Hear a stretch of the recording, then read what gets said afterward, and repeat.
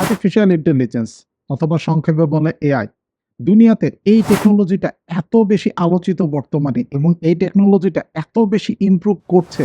এই technology related মানুষজনই যে ভবিষ্যতে পৃথিবীটাকে নেতৃত্ব দেবে এতে কিন্তু কোনো সন্দেহই নেই। ছবির এই দৃশ্যটা দেখলে আপনার মনে হবে যে কোটি টাকা খরচ করা হলিউড মুভির কোনো দৃশ্য বুঝি। কিন্তু বাস্তবে এই দৃশ্যটা আসলে আর্টিফিশিয়াল ইন্টেলিজেন্স দিয়ে বানানো হয়েছে। কল্পনা করা যায় যে খুদভাবে একটা মানুষের ছবি সেটাও আর্টিফিশিয়াল ইন্টেলিজেন্স দিয়ে বানানো হয়েছে। এই ভিডিওটা সোরা এআই এর মাধ্যমে শুধুমাত্র এই প্রম্পটটা লিখেই এই ভিডিওটা বানানো হয়েছে। তেমনি ভিডিওর এই দৃশ্যটা দেখলে আপনার হয়তো মনে হতে পারে থাইল্যান্ড অথবা ইন্দোনেশিয়ার কোনো সুন্দর সমুদ্রের পাড়ের দৃশ্য। কিন্তু বাস্তবে এই ধরনের কোনো জায়গা পৃথিবীতে নেই। এটা সম্পূর্ণ এআই দিয়ে বানানো হয়েছে এবং এই প্রম্পটটা লিখেই এই ভিডিওটা তৈরি করা সম্ভব হয়েছে। এখন আপনাদের কাছে আমার একটা প্রশ্ন, সামান্য একটা কমান্ড দিয়েই যদি এরকম হাই কোয়ালিটির ভিডিও বানানো যায় তাহলে মানুষজন কোটি টাকা খরচ করে কেন ভিডিও বানাবে?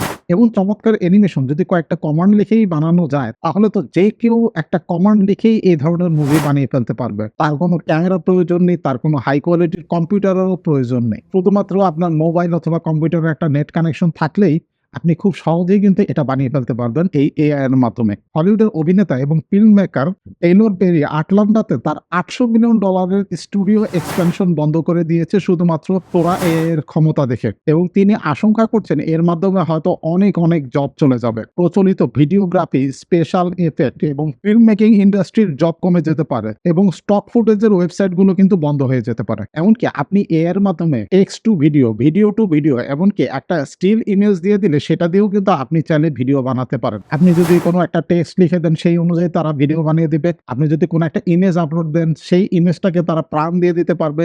এমনকি আপনি যদি ভিডিও আপলোড দিয়ে তারপরে ভিডিওর প্রেক্ষাপটটাকে চেঞ্জ করতে চান, হয়তোবা আমেরিকান ভিডিও, আমেরিকারটা যদি বাংলাদেশি স্টাইলের ভিডিওতে নিয়ে আসতে চান সেটাও কিন্তু এআই এর মাধ্যমে খুব সহজেই করা সম্ভব। শুধুমাত্র কিছু কমান্ড প্রম্পট ব্যবহার করলেই হয়ে যাবে এটা। আপনার পছন্দের তারকারা আজীবন হয়তো বেঁচে থাকবে না, কিন্তু এআই এর মাধ্যমে হয়তো তাকেও অমর করে রাখা যাবে। তাকে দিয়েও নিশ্চয়ই নতুন কোনো ছবি বানানো যাবে। এবং খুব স্বাভাবিকভাবে বলা যায় যে এর অপব্যবহার অবশ্যই হবে। এর অপব্যবহার কোনোভাবেই টিকিয়ে রাখা যাবে না। আপনার ছবির কোনো নেগেটিভ ভিডিও ফুটেজ খুব সহজেই বানানো যাবে। ভবিষ্যতে হয়তো ভুলভাল কোনো ভিডিও বানিয়ে সেটাকে কিন্তু এভিডেন্স হিসেবে আদালতে দিয়ে দেওয়া যাবে।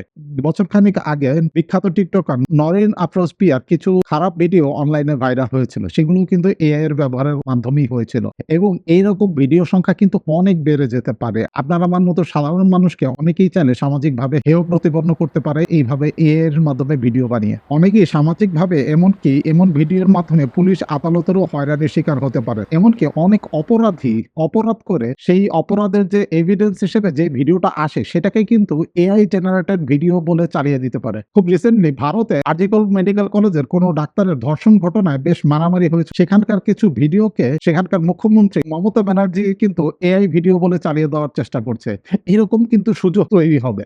আমি বললাম না, কিন্তু পুরোপুরি আমার ছবি দেখিয়ে আমার গলার স্বর নকল করে নানা রকম কথা বলতে পারে। এআইটা কি জানেন? এআইটা হচ্ছে আজকের দিনের সাইবার ক্রাইমে সবচেয়ে বড় ক্রাইম।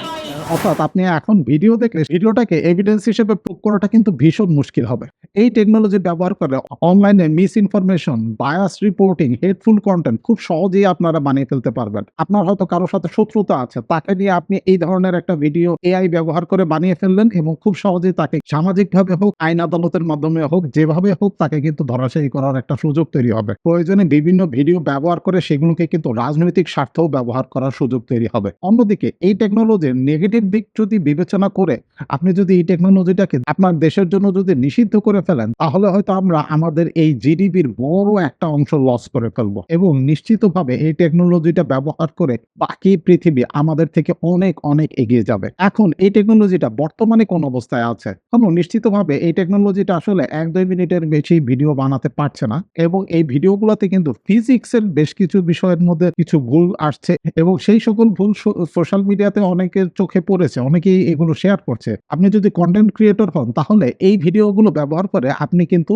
আপনার ভিডিওর B-roll খুব সহজে তৈরি করতে পারবেন। খুব চমৎকার, চমৎকার B-roll তৈরি করতে পারবেন। কিন্তু এখনো পর্যন্ত এই টেকনোলজিটা কোনো সিনেমা, নাটক বানানোর মতো উপযোগী হয়নি। তবে OpenAI জানিয়েছে যে এই বছরের মধ্যেই এই টেকনোলজিটা কিন্তু জনগণের জন্য ওপেন হয়ে যাবে। যখন অনেক বড় ভিডিও বানানোর জন্য যখন এই টেকনোলজিটা উপযোগী হয়ে যাবে, তখন হয়তো আপনার জীবনের যে একটা স্বপ্ন ছিল আপনি শাকিব খানের মতো নায়ক হবেন, সেই স্বপ্নটা হয়তো আপনি AI এর মাধ্যমে পূরণ করে ফেলতে পারেন। অথবা অনেক মেয়ের স্বপ্ন হতে পারে যে দুষ্টু কোকিল ডাকে যে গানটা আছে না, সেই গানের মতো আপনিও নেচে গেয়ে গান গাবেন, সেটাও কিন্তু বানিয়ে ফেলানো সম্ভব হবে খুব সহজেই। আমার খুব শখ একসময় আমার ছোটবেলার ভীষণ প্রিয় নায়ক সালমান শাহ। সেই সালমান শাহকে একসময় এই টেকনোলজির মাধ্যমে জীবন্ত করে ফেলবো। সালমান শাহকে নিয়ে কোনো একটা মুভি বানাবো। এরকম কিন্তু আমারও নিজের খুব শখ হয়। যেই শখটা হয়তোবা AI টেকনোলজিটা যখন আরো ইমপ্রুভ হবে, সেই শখটাও কিন্তু পূরণ করা সম্ভব হবে। এবং সেই দিনটা কিন্তু বেশি দিন দূরেও হবে না। হয়তোবা আরো অল্প কয়েক বছর পরেই সেই দিনটা চলে আসবে। কেমন লাগলো আজকের ভিডিওটি? ভালো লাগলে আমার চ্যানেলটা সাবস্ক্রাইব করে ফেলবেন। আজকে বিদায় নিচ্ছি। ভালো থাকবেন। আল্লাহ হাফেজ।